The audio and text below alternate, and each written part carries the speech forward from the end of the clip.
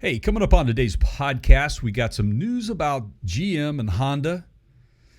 And we've got some news about GM and Honda.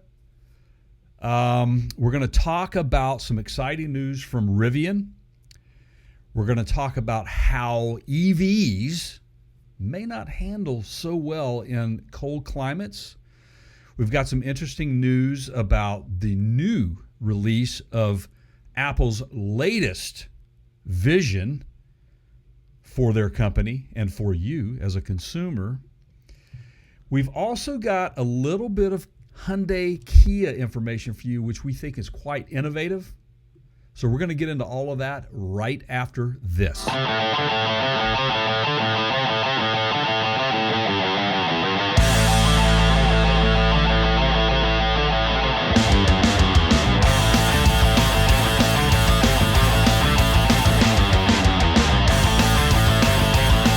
Hey, everybody, welcome into the podcast, the Counter Show.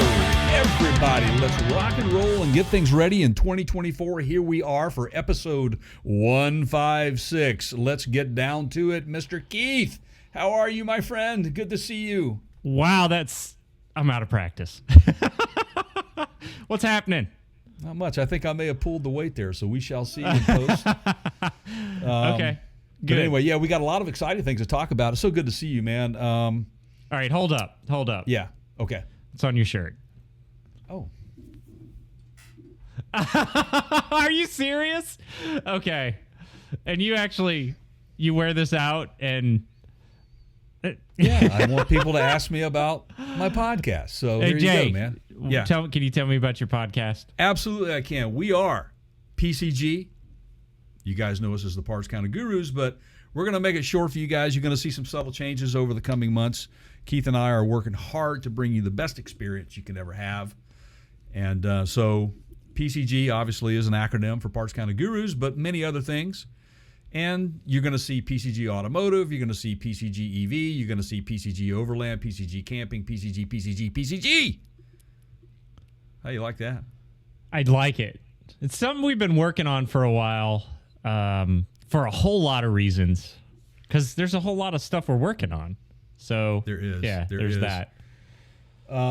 To our existing fans or any of you who are joining us for the first time today, and if you are joining us for the first time today, we thank you very much. Make sure you get that like and subscribe button or whatever, and give us some love and tell some friends and comments. Comments help us. They drive this channel, man. Trust me, they do, and they give us a lot of ideas when you comment on things. So thank you very much for joining us. We paused for a little bit just before the new year. We had a very fruitful 2023. To the point to where we traveled a little bit more than we had planned on traveling. We had a lot more opportunities than we asked for, and we are so grateful for those. And so we are going to ride that wave to a much bigger audience, we hope, in 2024. And so welcome into the first podcast of 2024, which is going to be fun. We got a lot to talk about. So I don't know, man. I don't like excuses. I have an explanation for why I was late. That's okay. Well, don't you want to hear it though before you decide it's okay? Did your dog eat your homework or something? No. And this is a question that I have for everyone. I really mean this. Like I want to hear. I need to, it's a sanity check for me. So if you're listening to this podcast, first of all, thank you. And I'm going to try to put some content up on screen here. And you might have to go over to our YouTube channel to look at it. There's a podcast tab, and you can check out the video version of the podcast over there. Now, for those of you that don't know, Google is pushing everyone towards YouTube for podcast content anyway. They're doing away with Android podcasts in a month or two, so wouldn't be a bad thing to go over there and, have a look-see ahead of time. But right. So I got a new windshield in the FJ, Jay. Oh, man, you just have so much luck. And this was the result of a trip to pick up one of the mini RV pickups, and I want to say it was in like September, something like that. And there was really nobody else on the highway. I don't know what happened, but just I heard it happened before I heard it. There was a hole in my windshield. Like the glass held, but it was 6 inches, cracks everywhere. Like there's no fixing it. Okay. So was it an instant boom that size? Or, yeah. Oh wow, that must have been pretty significant. And I thought like could have come off of a highway. I was on the interstate. It could have been but there was just no cars closed. For it to come off a tire. But I don't know. To this day I don't know. But and it was right where my head is, so it was kind of lucky. But so I have I'm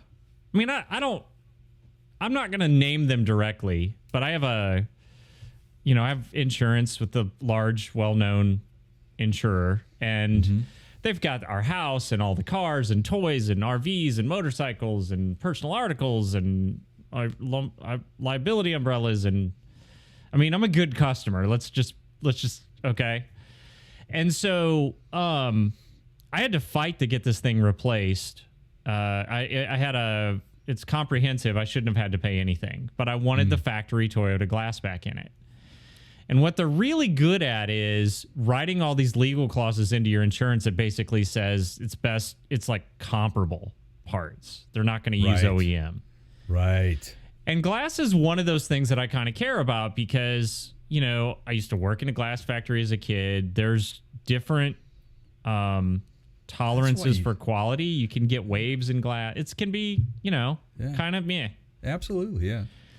And this thing is an FJ Ultimate Edition, and it's, worth a lot of money, and I wanted to take care of it. And I knew that if I put aftermarket glass in it, if I ever did go to sell it, it would affect the value, right?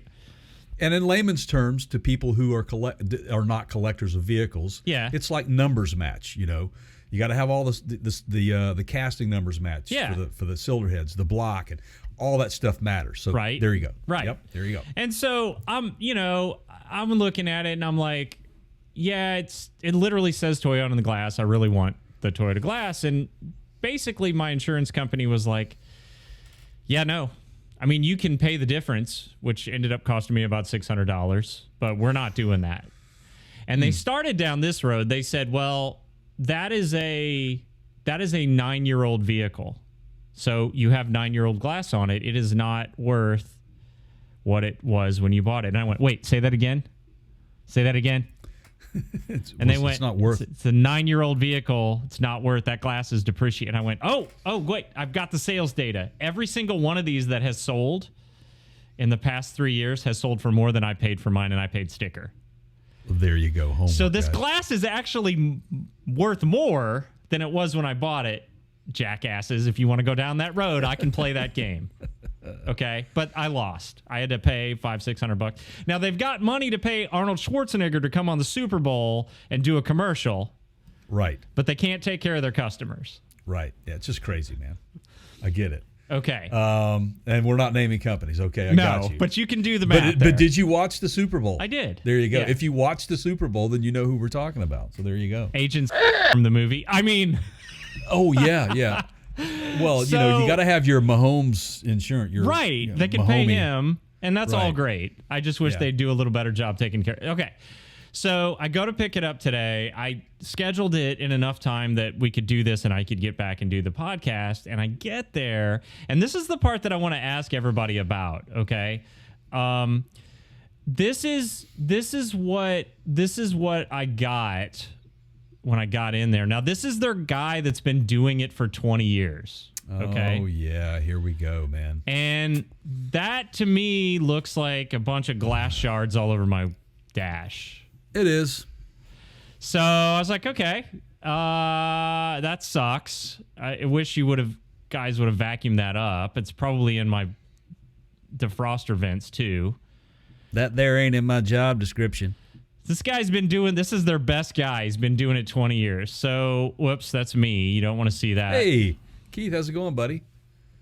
But that is for an upcoming video for those of you that are interested. And it's a. I hate to say this, man. Are you filming a new Back to the Future movie? No, You totally I counted the number of times that I could use a battery booster to start my vehicle, and that was number 11. Anyway. And they're one of our brand partners, correct? Yeah. Okay. But I digress. So that's new. That's on the A pillar. You know, the black marks. Yeah. There's No, that was there before they got in there. There's glass in the sun. That's like, I don't know what all that stuff is on my dash, but it wasn't there when I took it in. You know, it looks like they put a pry tool in there. That's where the airbag sits under that. Hey, so it's good that they were messing around in that area, you know, with the airbag and all. So I've got a specialist over here. His name's Vito. Yeah. Hey, Vito, man, can you come over here and tell me what you can expect, you know, with the windshield change? How you doing? We don't clean your car after we put the glass in it there. So you got what you paid for. Ah, there you go. That was our specialist. That was Vito, the specialist. He's very good at customer service, obviously. And good in letting you know exactly what you're going to get when you walk in the door. So it looks like they scratched up my dash there. I don't know if they had a pry tool or whatever. Man, well, whatever value you had is gone now. So it's a good thing I got the factory glass because, you know, I feel like if I'd have called Safelite out, they'd have not done this. But here, so you just let us know, guys. Leave a comment if you're watching this on the YouTube side. Am I being overly sensitive? Am I overreacting? And for those of you that don't know, this is I think I said it, but I'll say it again. It's a 2014 FJ Ultimate Edition. It's got less than 65,000 miles on it. It's fairly mint. Very well taken care of. Yeah, I don't know. Should I just chill? What do you guys think? Very well taken care of. The internet apparently hates me also, but It's yeah. the interweb. You're having a bad day, Keith. I'm not quite sure what's causing these problems for you, but things are not going your way, pal. So, yeah, just let us know. And if, you know, my internet doesn't fail, maybe I'll get your message. I don't know. Anyway, thanks for story time, Jay. Anyway, all of that was why it took me a bit to that's why because for those of you, I was like, Jay, can we start this 30 minutes later? Jay was like, sure. I was dealing with this whole like what the heck just happened here situation. The horrors of Keith continue. and I mean, this has been this the last I'm going to go with 15 months has been a bit ridiculous. Yeah. And, on your side, and I can find them. Yeah, you certainly have a nose for those things. So, wow. Well, at least I'm glad you got the glass fixed, but now you got to deal with something else and stuff, and that was clearly or not. Maybe I just won't say anything. If I get enough feedback that says I need to just chillax, then I think I might just let it go. I don't know. We'll let you, the audience, bring those comments to us, and we'll here's the too. thing, and this is what I guess if I had to. For those of you that are like, what's your problem with this? Like, here's the thing. I feel like I have standards. I don't have high standards. I just have standards. And that means you put it back the way you found it. You don't have to leave it better than you found it, but you need to put it back. That's the standard. The standard is baseline. Put it back where you found it, the way you found it. Anybody, the thing, exactly. And I've been in the service industry and had a team of people under me that were servicing vehicles that I had to account for everything.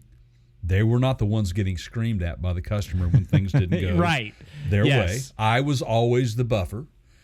And I always told my guys, treat it like it's your vehicle. And it's quite simple. I've got people locally that I deal with to change the oil on my wife's vehicle. Can I do it? Sure, I can, but I don't want to. I don't want to get on the ground anymore and do all that stuff. To me, it's not worth the minimal amount of money that I would save or the headache and time that I have to put into it. My time is much more valuable.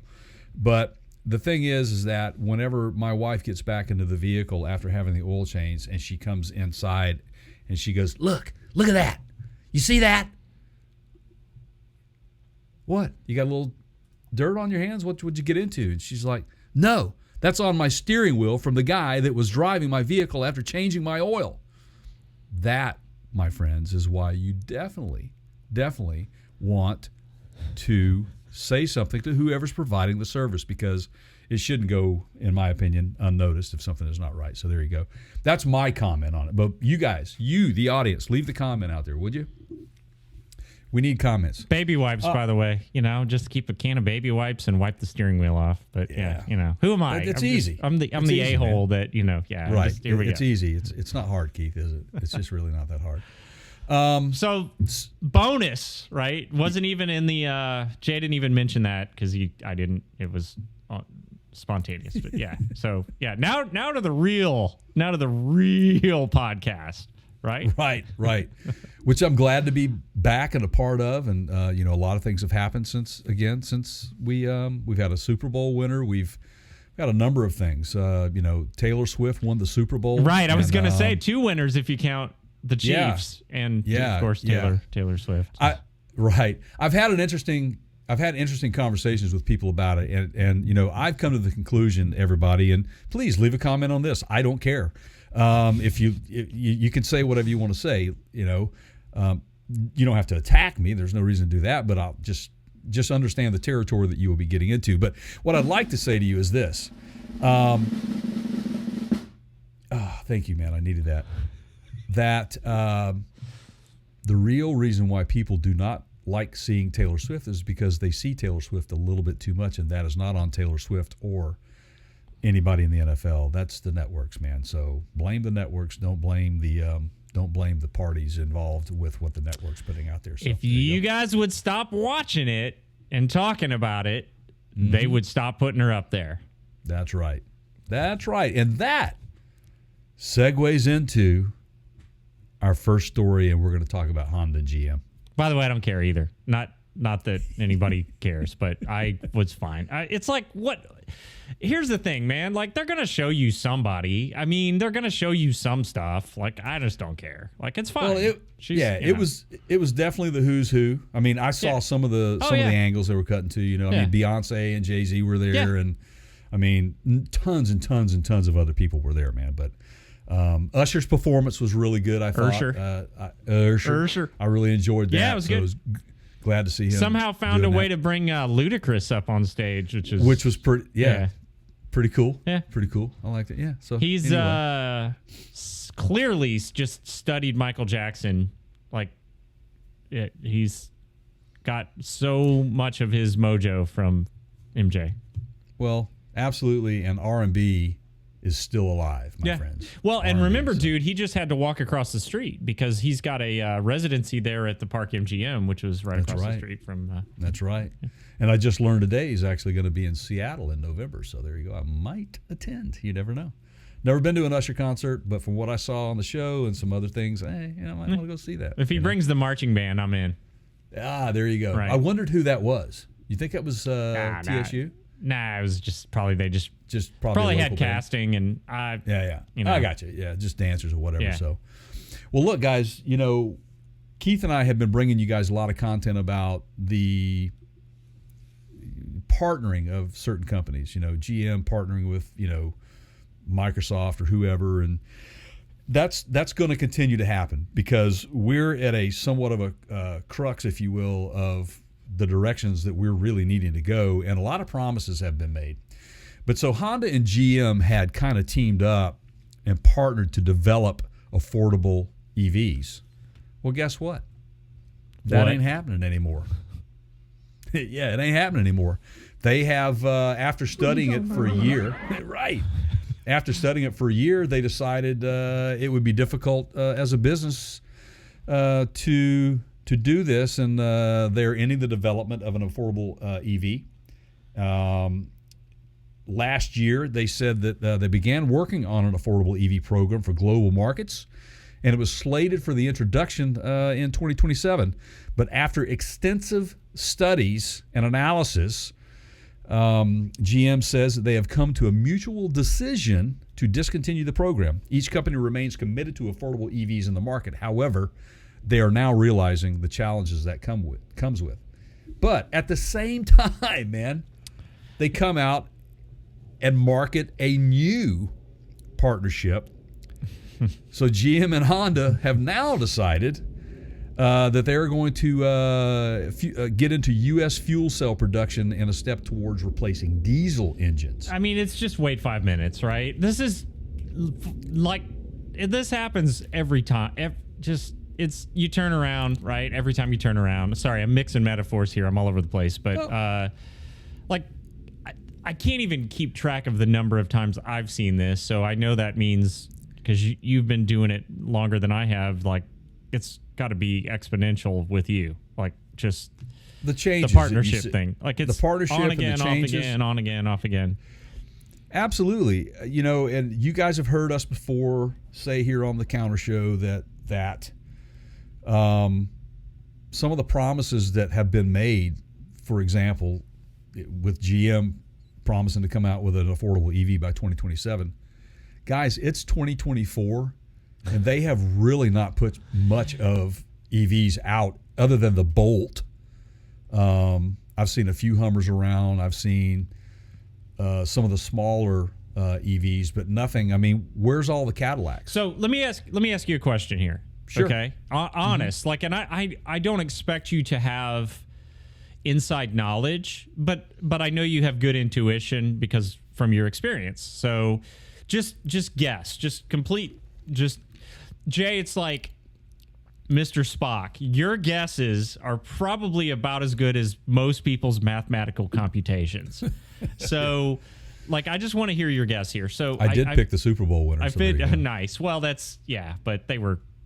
Yeah, I don't know. That was actually, you could argue that was a very close match. So yeah, okay. It was. Yeah. So, do you think that this has become so compartmentalized within companies like GM and even Honda? Although I would argue that the Asian manufacturers typically have a tighter structure in their organization. Meaning, like, okay, so Honda and GM in this joint venture on the one hand. And I feel like that's probably a completely different department in GM than the one where the fuel cell thing is happening. And I guess the question is, does that stuff does it ever make it all the way up to the CEO, in this case, Mary Barra, where she okays it, right? Do you think the initial EV partnership made it to her, and do you think the fuel cell decision ultimately rested with her to partner? I believe so. Okay. I believe that. And this would not be the first time that she has come out. Now, she hasn't come out publicly and said this, but it wouldn't be the first time for her to come out and publicly say, we're not going to do that. We've got to rethink this. We got to retool. Sure. They've done it many times. Yeah, sure. So I think that if you're an automaker today, you have the challenge of, we live in a world of continuous updates to everything.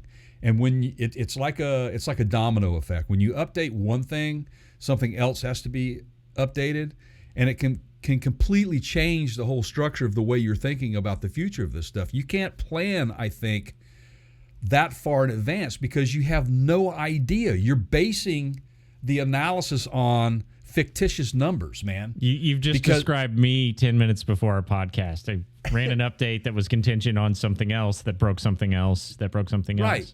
And that they are now realizing, you and I said this, they are now realizing how impactful COVID was to the industry. So it's become a reactive style of management versus a proactive style of management. Okay. There are a few, and I can name one right now for you that I think that has stayed true to their philosophy, and that's Toyota. I want you guys to take a look at what Toyota has done. They never came out and committed to the EV thing. We're going to continue to put out vehicles. We're going to work our hybrid technology. We're going to work our hydrogen fuel cell technology. And they've done that, and they've been very successful. And I think that at the end of the day, the hybrid vehicle, in my opinion, wins the game from emission output at this point. Yeah, well, there's a point to be made here later in the show about cold weather and EVs. But the thing that I do know for sure from, again, watching said Super Bowl is that Toyota has never stopped R&D on the old shit handles, right? I mean, did you? That's right, man. Yeah, I love that. That was the best, man. Right. You know? Yeah. So, but they called it everything but. So, Right. Right. Yeah. Right. It was a great commercial. Yeah. And for those of you who haven't watched that commercial, make sure you can go find it on YouTube. It'll be out there.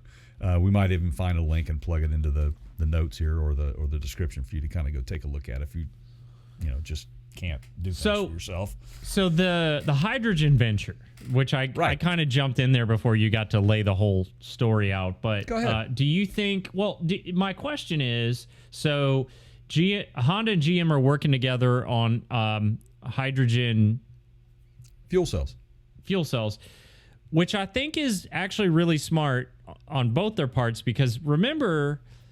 And they actually ran Super Bowl commercials for this. Honda test piloted hydrogen vehicles in California 6 or 7 years ago, maybe close to 10 years ago. And right now, at this very moment, Hyundai has sold California, the state of California, hydrogen over-the-road vehicles. Yeah, they're testing it in their state right now. So the R&D work has been done to a large extent. I think that's what I'm trying to spit out. Mm-hmm. So GM has the fuel cell technology, because they've been doing the Ultium work. Just drove by that plant today. It's still not done. Yeah, this makes sense. Do you think it will produce any fruit? I think for sectors it will. I don't think necessarily for you and me. Okay. I don't think that that's what they're targeting. Well, okay. You think it's like heavy duty or something like that? I think so. I think more from a commercial standpoint, maybe, look, here's what we've seen a lot of, Keith. We've seen, I think Tesla, if you look at what Elon Musk has done, right? He's producing products, for storing energy, storing these things. He's producing stuff that generates it. He's, look, GM has been a big time, long time player in power generation, right? Okay, yeah. Whether that be diesel engines, gasoline engines, whatever. And Cummins has been completely focusing on power generation and engines that run on hydrogen. So this is not anything new to any market. It's just that I think that these companies are finally realizing, what we used to do as an auto manufacturer has completely changed. Why has that changed? Because the demographic has changed. The needs of the average consumer has changed. And they jumped on the bandwagon with this going in all EV, saying that, by the year 2030, they won't be producing any gasoline engines anymore. And I said at that time, not going to happen. There's no way you can stop that. You're going to go broke. You won't be selling vehicles, man.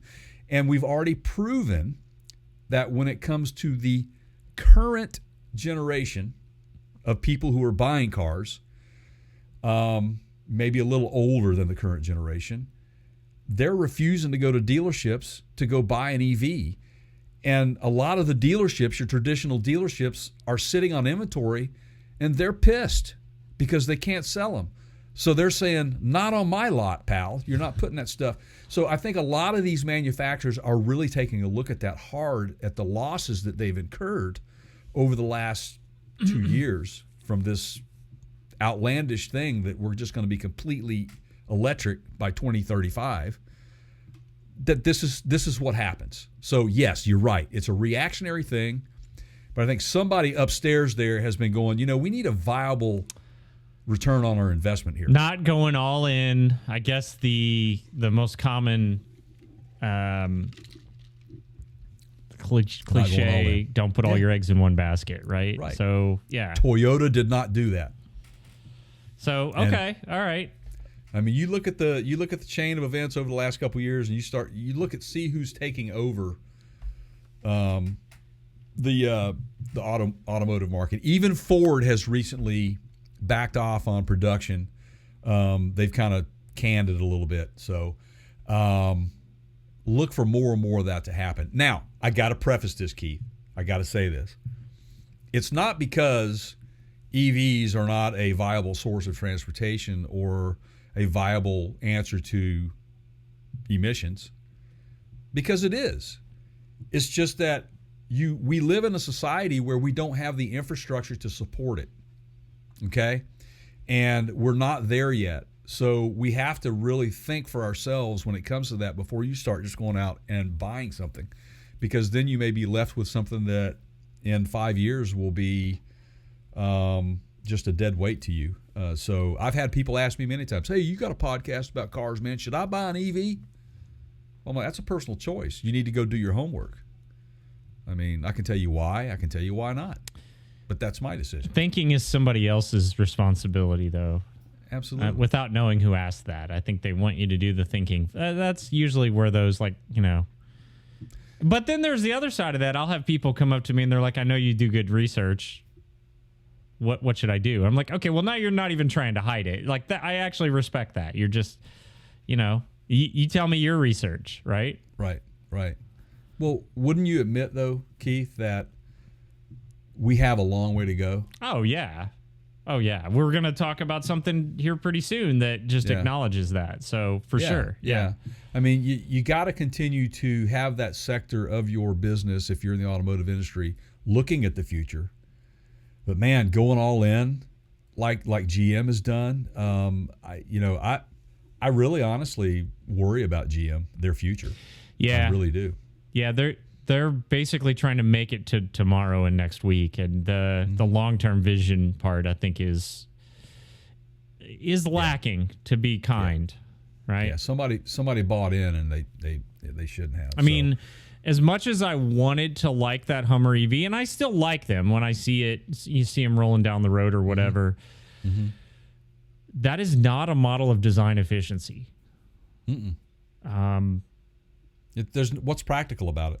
No, but I mean, even just from the design's perspective, like if you go and look at, and I'm trying to not play favorites here, but if you go and look at, for example, maybe how Rivian designed their truck,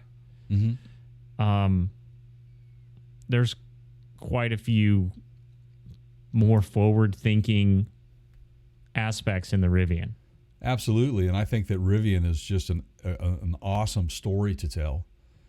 I mean, I can't wait for some sort of biography on R.J. Scaringe. And as much as I make fun of the Cybertruck, you know, in terms of who's going to buy it and the appearance, the engineering that went into the platform, the chassis, the performance side, it's pretty good. It's pretty good. Yeah, it is. It is. And speaking of Rivian, they've got something new coming out. Yeah. I mean, they do? What? Yeah. What? Speaking of affordable EVs, as promised, Rivian has they're going to be revealing what the R2, as you guys well know, the R1T is the truck and the R1S is the SUV. This is the R2 platform, which is going to be a little smaller and a little more affordable. I think the price range is going to come in around $45,000 to $50,000 starting out at, which is I'm in the middle of looking at a vehicle to replace one right now, and I'm going to be looking to spend $45,000 to $50,000 on one myself. So it's in line with an internal combustion engine vehicle. Yeah, like a Maverick, like a yeah. So it's with the technology on board. This is some exciting times, I think, for Rivian. Here's why I say that. And so, by the way, March the 7th, they're supposed to reveal the new platform, if I didn't already say that. And I think that they are supposed to begin production in 2025. So be looking out on March the 7th for an announcement made by Rivian. It's coming, and they're going to be talking about the R2 platform, and I'm really excited for them because when I get out on the highway today, I will guarantee you that I will pass at least 1 to 2 Rivians before I get to my destination. That's saying something. Yeah. Remember when we first started these conversations, waiting for the Rivian to come out, and when the first one finally came out, it's like, wow, I spotted one. Yep. and it was really exciting.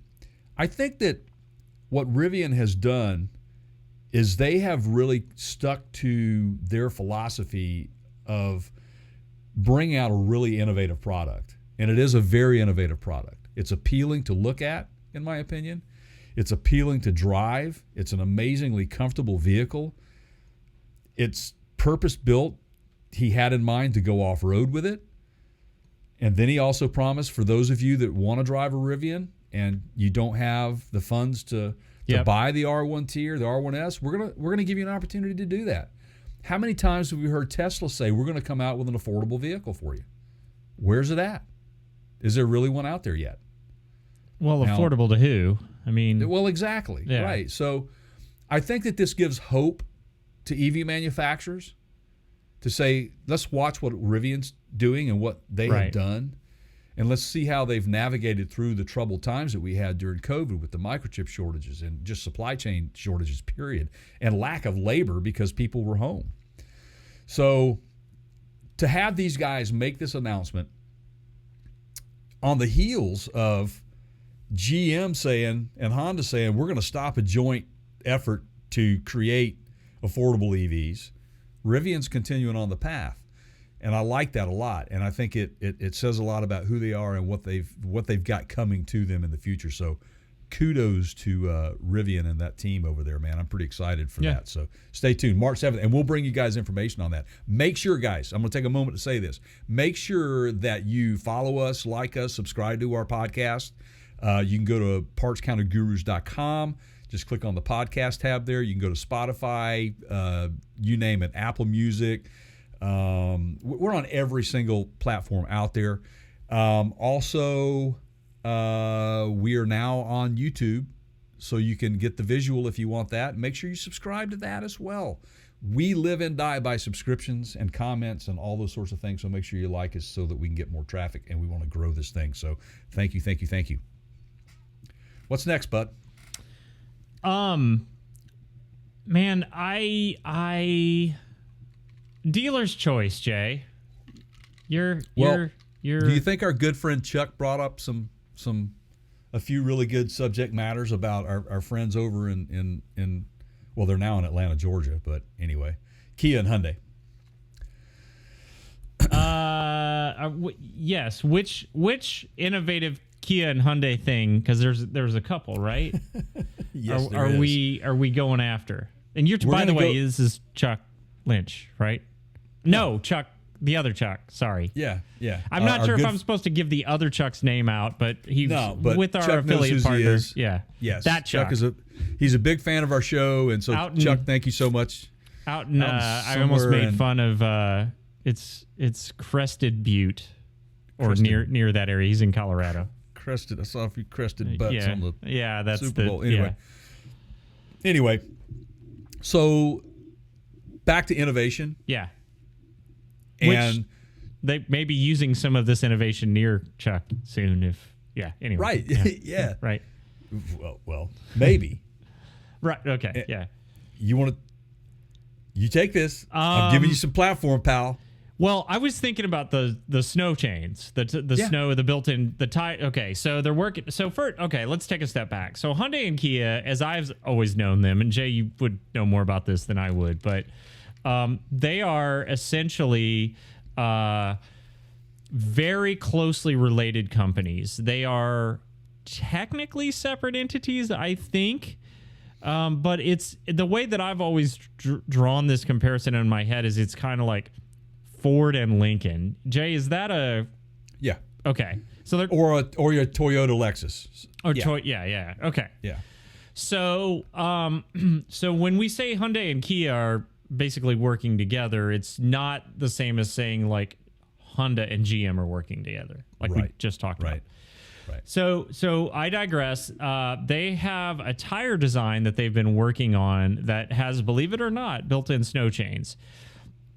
This would have been super handy for me a few weeks ago when I got stuck in the RV in my neighborhood because there was just a sheet of ice. But I don't think they have them for big rigs yet. Anyway, what do we know, Jay? What do you know about this? Well, it is well, first of all, I've installed snow chains and it sucks. Yeah. Okay, it's untimely when you have to put them on. It's you have to be prepared. Like, for example, where I live, if you're going to travel east from where I'm at, you have to go over I-90, and Snoqualmie Pass is an absolute nightmare. And they force you to put on chains to even begin to drive across the pass. They will turn you around if you don't have chains. They will write you a ticket. They will cite you. They will pull you out of your car, and you can't drive. So the biggest problem most people have is they can't either be bothered to put the chains on, or they just won't even buy them. They'll just totally disregard it and they'll try to drive without it. But there is a technology that Hyundai and Kia are developing, and basically it's a shape-shifting alloy incorporated into the wheel and the tire assembly, basically, is what it is. So it's a tire and wheel assembly that you have to purchase. I don't know how practical this would be for a year-round tire. Like, for example, here, I know people that own a set of regular all-season tires. The old switch them right, out. they in the will fall. switch to studded tires in the Yeah. fall because they drive a lot in the mountains. This eliminates that switch. So I don't know how far Hyundai and Kia is going to take this, but it's very smart. It's basically a snow chain integrated tire technology, and it features radial grooves at regular intervals, kind of like a slice of pizza, if you will, causing the alloy to when it's released, then it's a piece of alloy that's built into the tire that acts as the gripping or the actual studded tire or the chain, right? But it will retract when you don't need it anymore. And I don't know how that mechanism is going to work at this point. It's a patent pending technology right now, and they're in the development and testing phases. But this is thinking outside the box. It is. We talked about airless tires. That Michelin's been working on airless tires where there's no need to put any air in it. In fact, you can see right through the tire. EVs have their own specific tire technology for EVs.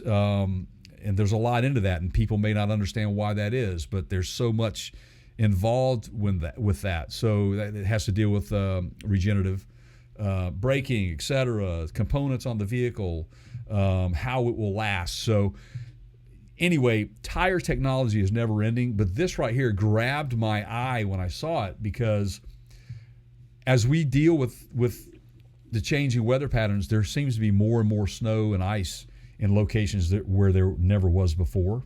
I think I know where they got this, Jay. Let's hear it. And I wish I still had this. I don't think I do. Is it a Marvel thing or with it? No, but it's a toy that I had in the 80s. Okay? And it was called The Animal. And let's see if I can show you without, crashing the internet again or whatever. So have you ever seen this? It was called The Animal. Yeah. Okay. I do recall that, man. And it was basically a powered toy. You put batteries in it in the bottom that I had in the 80s. And these were locking hubs, and what you did is you basically, like I would in an old 4x4, you would get out. In this case, you would just turn that hub and lock it, and then the claws would come out of the holes, right? And you had your animal crawler, right? That's awesome. That's awesome. Yeah, here's another. Yeah, so yeah. Now, if they come out with that, that could act as a paddle too, man. You could drive right into the lake and paddle across. They had a Forerunner, it looked like a Forerunner version also, but this is the one I had. Anyway. So what's nice about it is this is basically it can be an all season radial as well. And it would prevent you from having to put chains on or switch tires out. It just is part of the wheel and tire package. So I almost wonder if we have a chicken and egg thing here, because that same company is also working on a new drive system, which is focused on the drive mechanism being at the wheel. Right. What do they call it? Like their universal wheel drive or? Yeah, it's uni-wheel. Yeah, uni-wheel is what they call it. Yes, that's it. So they're basically putting. I think they've watched EVs and they watched where they put the motors in the EVs, and they went, oh yeah, we could, like, there's no reason that we have to keep using drive shafts and transmissions like we always have. If there's a better way, let's try it. And that's basically what they've done here. They've put the vehicle generates power at the wheel. Right.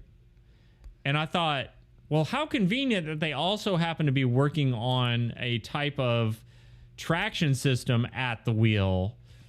There just seemed to be spending a bunch of R&D at the wheel. The integration of that technology, what they're doing, it makes total sense. There's a lot of things, because then it creates, you have what they call the skateboard platforms, right? Which is Tesla and all that. And, when you're dealing with that, there is limitations. So you have to chisel away or take away from certain parts on the vehicle to create more space for other things. And so this is basically what Hyundai and Kia are doing with this development of these motors. It's a very compact design. It's going to actually allow for more movement throughout the cabin, if you will, to give you more room maybe for certain things, have more features within the cabin that you may not already have or can't have because there's no room. Could also add to the range of the vehicle by adding more space for more battery packs. So there's a lot of things that are going on with this. And again, this is just a continuous drive towards, perfecting an electric vehicle to a point to where you and I can walk in from the street and go, yeah, I want one of those and I can buy it. And I know that I can go get it charged. This is just another step in that direction, but it is innovative. And correct me if I'm wrong here, Keith. Isn't Rivian on theirs, don't they have a single motor at each? Yeah, I think so. But not on all their models, right? Right, but there's still a shaft involved. Yeah, right. So to make that clear to you guys, this is what they call a shaftless design. Basically, steering by wire. This is a drive by wire, basically, is what it is, okay? It also, this is going to help them with the electronics in it. It'll help they're going to integrate air ride suspensions with it from an electric standpoint. So this could end up on a Genesis easily. I would not surprise me to see Genesis be the first of their models to incorporate this, a higher end vehicle, a VIP type vehicle, which makes sense because those are luxury vehicles and they have those types of ride and suspensions on them. So this is going to help Hyundai and Kia. And for those of you that don't know it, Hyundai and Genesis, they're all, even though Genesis has segregated themselves and they have their own Say dealership. Genesis one more time. Right. It's just that they found that you can't market both on the same lot. It just doesn't work that way. So anyway, congrats to Kia and Hyundai again for thinking outside the box, man. I mean, this will be innovation. It's innovation, man. And we this whole podcast today is about innovation, but it's also about the technology that we have and the limitations that come with those. And so someplace that we might want to see a little bit of an innovation soon, by next winter, let's say. And by the way, I have a solution, because far be it from me to come on this program and complain about things not working the way they should without also being able to perhaps suggest some solutions. Because that's all I do in life, Jay, and I don't know, man. This is going to come off like, I don't know. But, I pay the guy that's been changing windshields out for 20 years to change my windshield out, and he does this crappy job, and then I got to go clean up his mess, right? That's all I do is I just follow people around and go, I probably could have done that. I don't know that I could have done a better job at replacing the windshield, but there are times when it's like, why did I pay this guy for this? Like, it just didn't even, I don't know. Anyway, so back to the story at hand. If you don't own an EV, some people that are considering EVs are seeing issues with the cold temps and the battery performance that they get out of those EVs, right? And that should not come as any surprise to anyone. Yeah. If you've done your homework, You've right, been Keith? freaking living under a rock, or it's a Right. battery. It's a battery. It's a lithium battery. Like, That's right. when you were a kid, you had battery operated, like you had a flashlight, you go outside and it's 20 degrees out, it's not going to work as well. It's not going to be as bright, right? Like it's... Yeah. Duh. It's funny, I saw a lot of the, so in case you guys are wondering what we're talking about, what we want to bring up to you guys is that over this last winter, in fact, in January, December, we were all in pretty much of a big, huge deep freeze, the entire country. Yeah. Right. And I mean, for us here, we had extremely rare temperatures that barely got out of the teens for days, which is unheard of. And today, I will tell you, as a result of that, I got my power bill. Now, we don't run any gas heat. We run, everything's all electric, right? Some of that's going on here, too. Yeah, and I got my bill. We've been living here for 8 years. This is the highest bill I have ever seen living here. And our rate increases did not increase that much. It is 100% the cold weather and the duration of these cold temperatures and stuff, and it wreaks havoc on everything. Even diesel engines, guys. Yeah, Diesel engines have their problems in cold weather.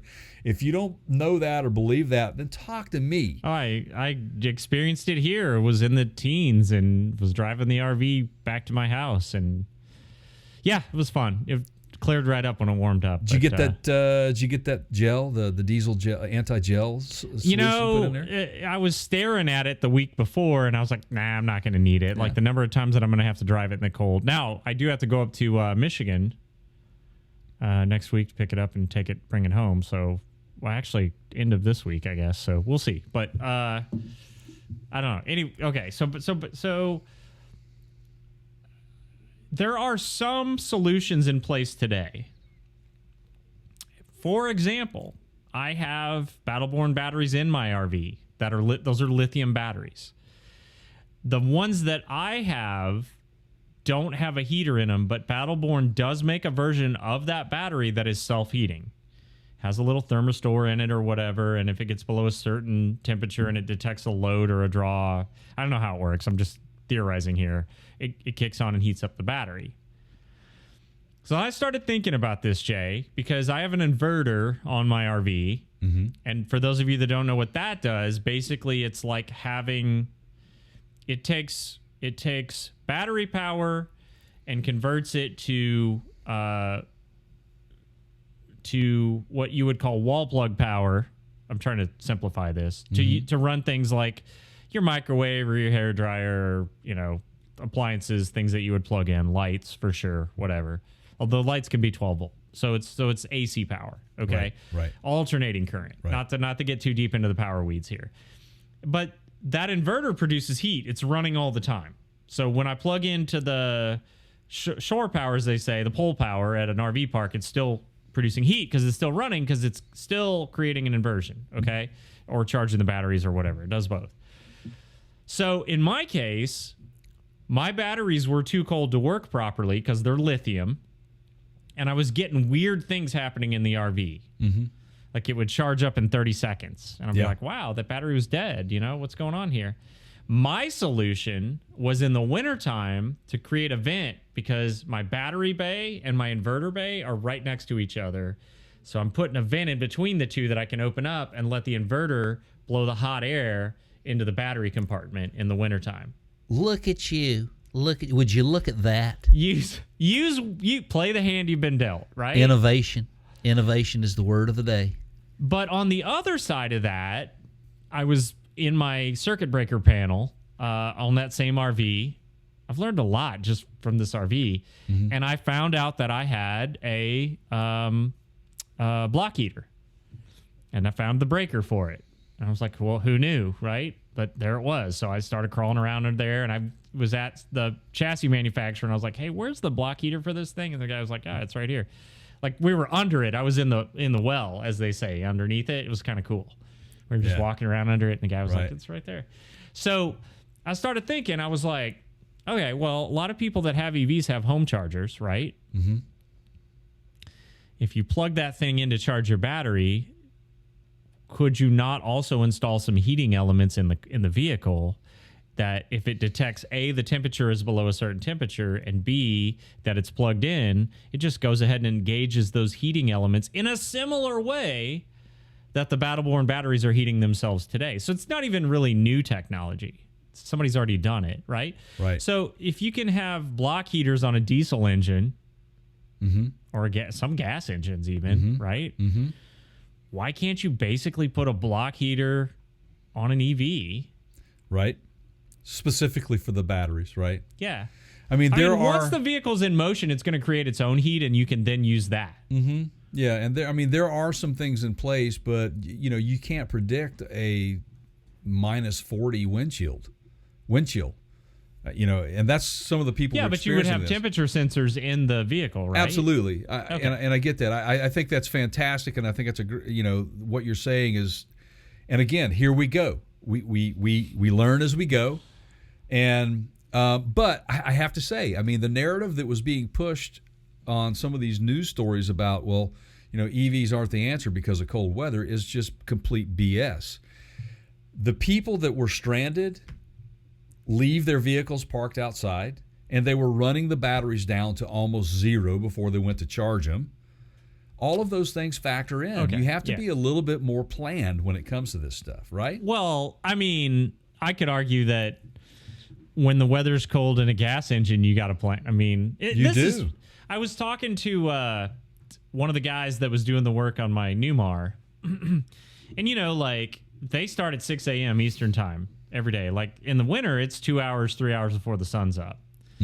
Dude's at my door at 6 a.m. and this was like 3 weeks ago, and he was like, "Hey, I'm ready to start working on your coach." And the next day, 6 a.m., he's at my door, except they had like a sheet of ice, and he's like, "Yeah, I just had to leave 45 minutes early." Like they're used to that. When bad weather comes in, they plan for it, they adjust, they adapt. Right. Sorry. Here in Tennessee, we got snow. Sky's falling. Can't operate. Can't function. Right. I can't. It's not that it's going to take me an extra 45 minutes. It's just I'm hosed. I'm stuck. Right. I'm stranded. Yeah, it's the mentality behind that. Or you could prepare. Right. I mean, the bottom line. What is it? The 5 Ps? Isn't that what it is? What is it? Prior planning prevents poor performance. Correct. The 5 Ps. That's I haven't heard that one in a while. Yeah. Yeah. So that's good. Bottom line. It is. That applies to, like you just said, an internal combustion engine vehicle. Same thing. I mean, right. A belt could break on it. You'd be in the middle of nowhere. What do you do? I mean, you have serpentine belts that drive everything. One belt breaks. Call Arnold Schwarzenegger. Call AAA. Call a tow truck. Whatever. From the insurance commercial. Right. I don't know. He's got the helicopter. I know that. So exactly. but and to my point is that this isn't something that's just happening to electric vehicles. Right. They all are susceptible to problems along the way. It's just being prepared for those problems. So don't condemn an EV just because we had a spell of super bad weather, super cold, and you have a few EVs out there. Say a few. There was a lot of them, of course, but they also validated the reasons why they got to the point that they were in, which is they went down way too low. They weren't prepared. I usually keep my vehicle parked outside. I mean, I tell my wife all the time in bad weather, like, don't drive with don't leave the fuel tank at a quarter tank. Like, right. It's not a good idea. Let me leave all of the haters out there, the EV haters out there, with this. Norway. From the Marvel movies? Yes, that. Yeah. The average winters are extremely cold, but they are leading the world in EV adoption. Okay? So what are they doing that we are not doing here in the U.S.? That is, they're educating people on that, as well as they are spending a tremendous amount of money on infrastructure. And that was a lot of the problem that people were having too. They were going to chargers that the chargers weren't working. They were overwhelmed. The grid was overwhelmed because it was it was a certain time of day. I mean, the battery was completely empty. Of course it's going to take forever to charge that thing, and it may only get up to half, but if you are prepared for this, you can get through it even with an electric vehicle. So don't condemn an electric vehicle for what just happened. it's not the EV's fault. It's the owner's fault for getting themselves into those situations. And that is, in the words of the great Forrest Gump, that's all I have to say about that. I mean, we've been telling you guys for a long time, this is first generation. There are going to be changes. We are not done, and for some of those reasons, it may not be the right time for some of you to buy electric vehicles. That's fine. Mm-hmm. It's fine. I would not argue that point. And to that point, it may not be the right time for you to own one of Apple's new innovative products that they just released. All right, so I don't think we're done seeing this thing all over the media. So if you haven't seen it yet, it's been out a few weeks. Mm-hmm. You will. It's going to start showing up in TV, like TV shows and spots and little strategic things. But they call it the Vision Pro. It's a headset. It's an augmented reality headset, right? So like Oculus, Facebook has one. Samsung made one. There's, this actually came from, trying to think of the name of the company that Apple bought like 5-6 years ago, that it was started by Volkswagen. How does this fit into an automotive? Well, here you go. Right. It was Volkswagen's R&D that basically started this company. But also, by the way, we don't just talk about cars on this. If you hadn't noticed that, it's common for us to talk about anything worth conversation. So, like you would have at a counter in said parts store or wherever. So, so I digress. I think it was Mateo. Yes. If I'm not mistaken, that Volkswagen, that was started through Volkswagen. Apple bought that company. This is not the first time Apple's done anything like that. Right. They do typically buy companies that have already started why reinvent the wheel when there's a wheel company next door, right? Mm-hmm. Buy the wheel company, improve it. That's been Apple's model for a long time. So I want to hear what you have to say, Jay. I'm going to start. I was taught you always start with something positive. I will say this. Mm-hmm. It is probably, I own a VR headset. It's a couple years old. It's not an Apple. This, from what I've seen, is probably the best. If you're looking for a VR headset, this is as good as it gets. This is probably the best one available. Right. On Earth. Well, Apple may take offense to your description of what this thing actually is. Because, right. So here we go. Right. So they don't want to call it a VR, virtual reality. They don't want to call it AR, which is augmented reality. They want it to be known as spatial computing. And I'm going to say, let me ask you a question first, and then we'll let you end this with that, because I have a few more things to say. But on a scale of 1 to 10, for you, of innovation, would you rank this? Like a 2. And I'm being generous. I knew you were going to go there with that, because it's nothing new, guys. This is not innovative. This is nothing more than a glorified heads-up display. That's all it is. Let's think about this for a second, right? Mm-hmm. If you call it a VR headset or an AR headset, well, now you're directly competing with Samsung, with Oculus, with everyone else. Right. And Apple has learned, and they've been doing this for a very, very long time, that if they present them as something completely different, there are certain percentages of people that will buy into that and go, "Oh yeah, this isn't apples and oranges, no pun intended." Right. Or apples to apples. It's apples to oranges.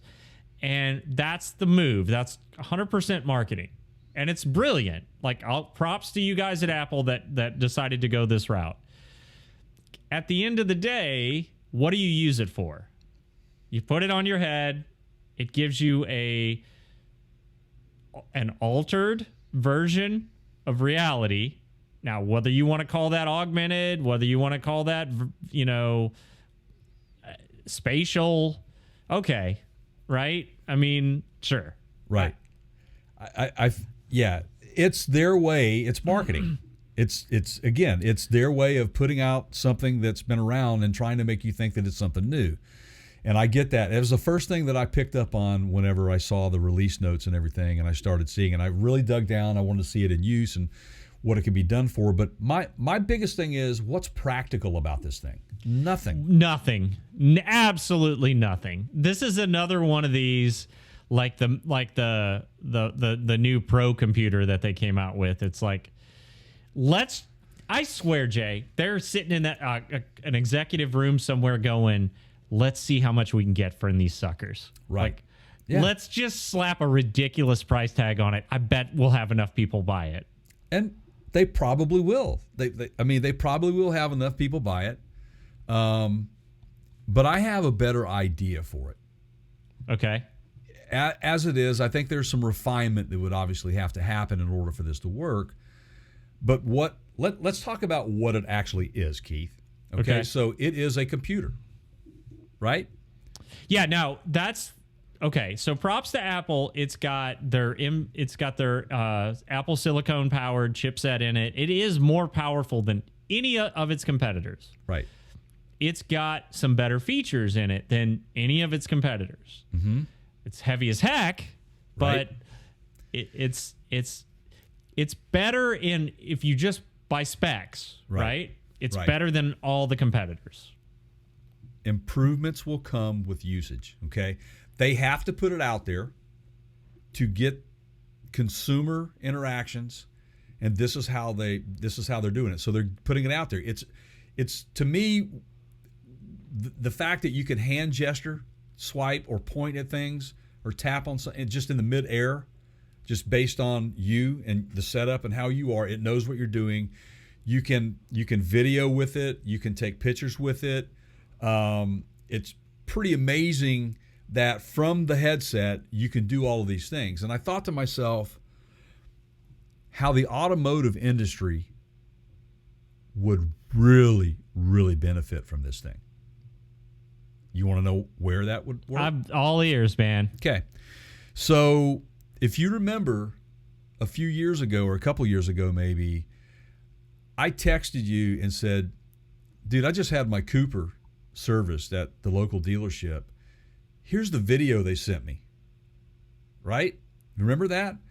Yeah. And then we talked about the company. Boy, do I. Right. Yeah. Okay. It was a pretty cool next level up of a service experience for a consumer. For me as someone who takes their vehicle in, back in the old days, oh, you can't come back here. No. But I want to look under my car. No, we're not allowed to let you come back here. Okay, so what they've done is they've taken the technology at hand here, and they're sharing it through the technology that we have so that they could take a picture or a video and talk about what they're seeing underneath your vehicle while it's on the rack, right, and text that to you, and you now have a movie of what the service writer is seeing. I'm going to take that a level up with this. Your technician is under there with this thing on, and as you're, looking at things and pointing at things and saying, this is Warren, we're going to add this to the quotation. You just hit it, boom. This is Warren, you need a brake job. We're going to add this to the, everything that you point at or say there's a problem or what you need to be taken care of, you point at it, it automatically captures it, throws it into a POS, some form of point of sale. Yep. And it goes to the service desk, and you've already got your quote, and just like that. But that's a business tool, and that's a completely different demographic than they are marketing to. Exactly. That is where I think they should be using this thing. And that also, by the way, happens to be, let me put it back up on the screen here, the kind of customer that would be willing to pay,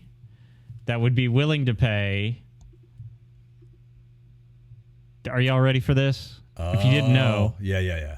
Starting price of $3,500. Yeah. That's more than a MacBook Pro. $3,500 for a headset, whatever, right? Right. Yeah. Yeah. So, okay. So, I have a prediction. Okay. And I'm basing this on experience, not just complete gut instinct here. Okay? I don't think it's going to do well, but I want to tell you exactly why I don't think it's going to do well. Okay. Number one, price point. Mm-hmm. I think that, there has to be a certain number of people buying these or the shareholders aren't happy, and that's, Tim Cook stressing out. And I just don't think they're going to sell enough of them. Right. Okay. Number two, and this is the one where really his history, we have to learn from history, right? This is kind of the theme here we've been talking about this whole podcast, is like historical learnings in the automotive industry. Remember 3D TVs, Jay, and Blu-ray? Get the glasses. Own one. Okay. Still have it. I do too.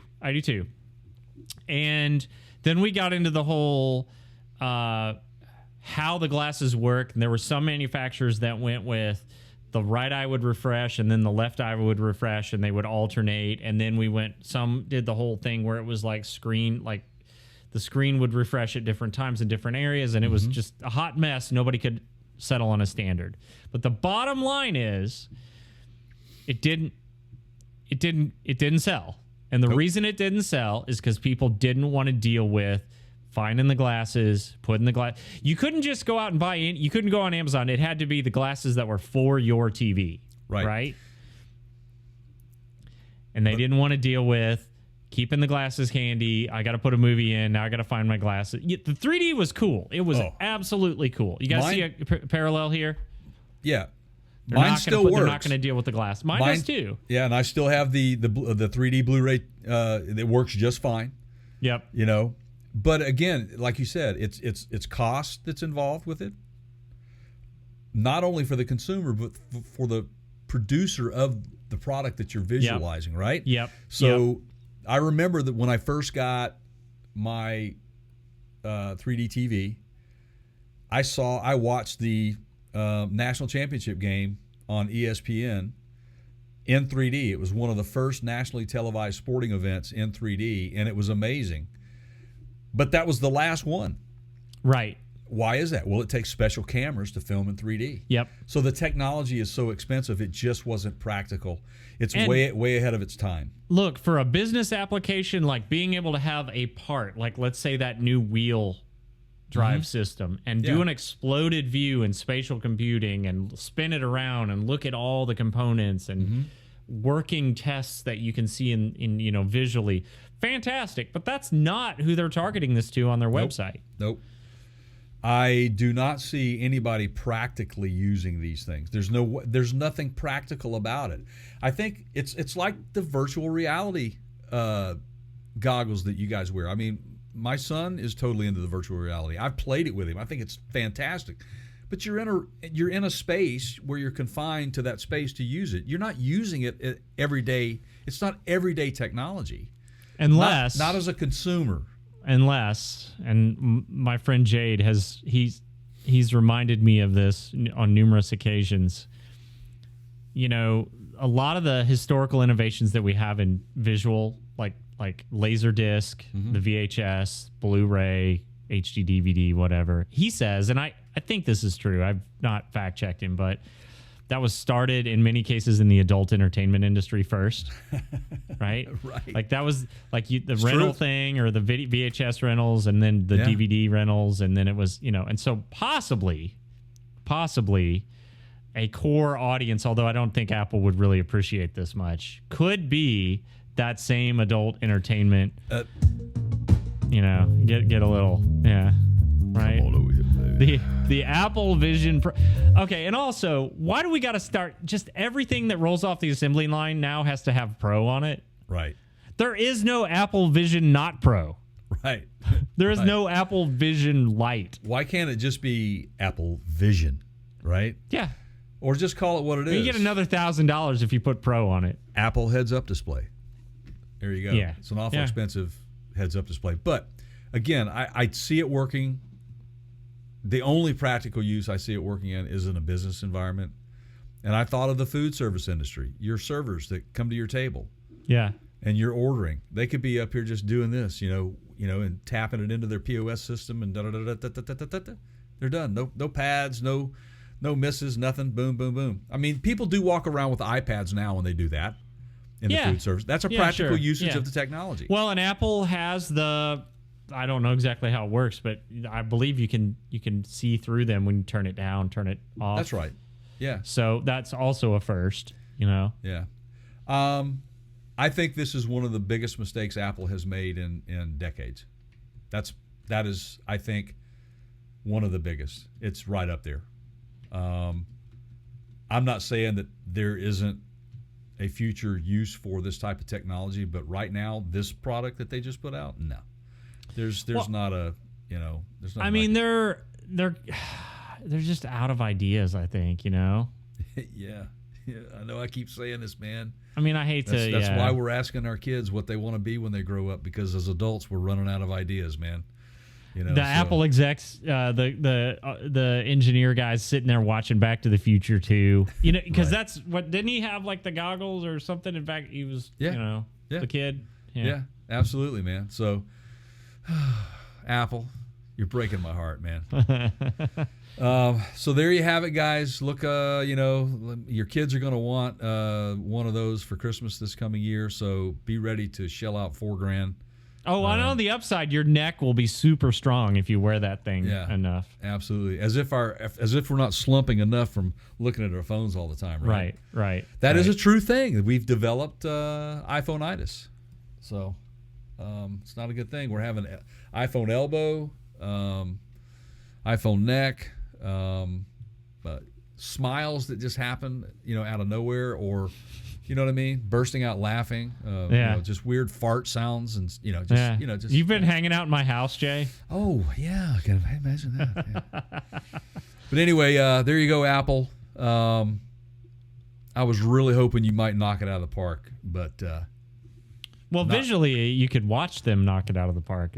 Facial. Yeah. I am completely underwhelmed with this release of this product. So there you go. Yeah. So if you guys disagree, that's fine.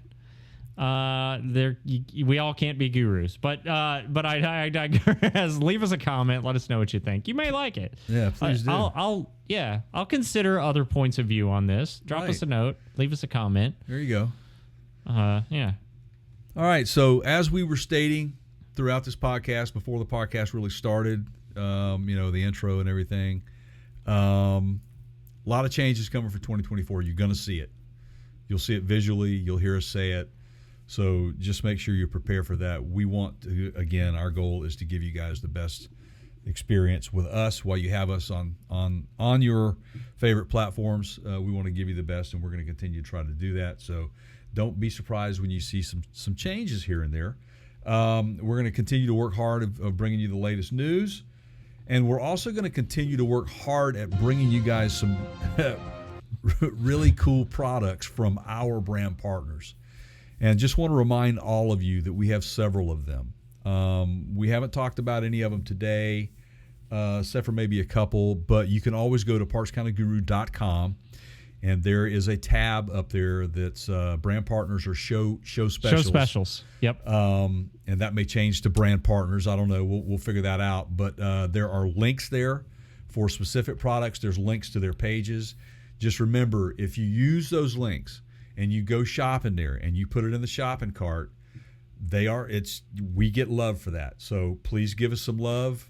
Doesn't cost you anymore, but nope. You get in fact, in many cases, it costs you less because we've got all kinds of discount codes in there that you can use. Absolutely. Pretty much anywhere on most of these sites. And and thank you guys that have been doing that. And I know you've been doing it because there's a couple on there that the only place that we mentioned them was on this podcast. Right. And we have seen those links and codes get used, which is fantastic. Please keep it up. And that means you guys are listening to the podcast or watching it or both. So thank you. Right. And I was frankly very pleased to see that during our kind of pause, that we still got a lot of love out there from you guys. So we appreciate that very much. I mean, Jay, you got to have your, you can't wait on us when it's grilling season. You got to go get your, your Hitchfire. This is your true. Code reader. That's it. Your check engine lights on. It's not going to wait for the next podcast. That's exactly right. Stay tuned, guys, too, because we got some cool videos coming out, some product videos for you guys to take a look at.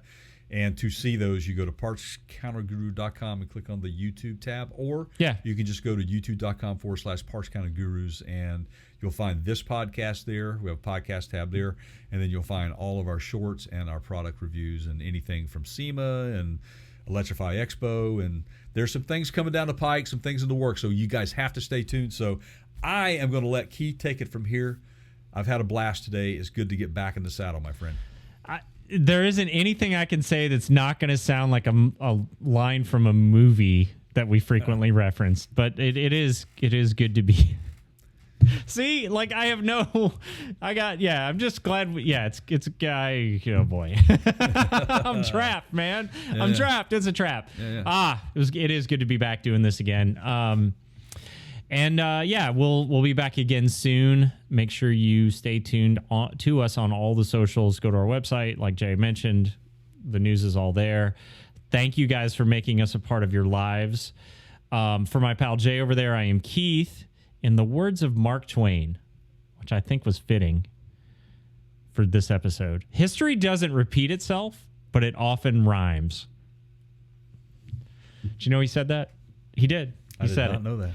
All right, guys. Thank you. We will see you on the next one.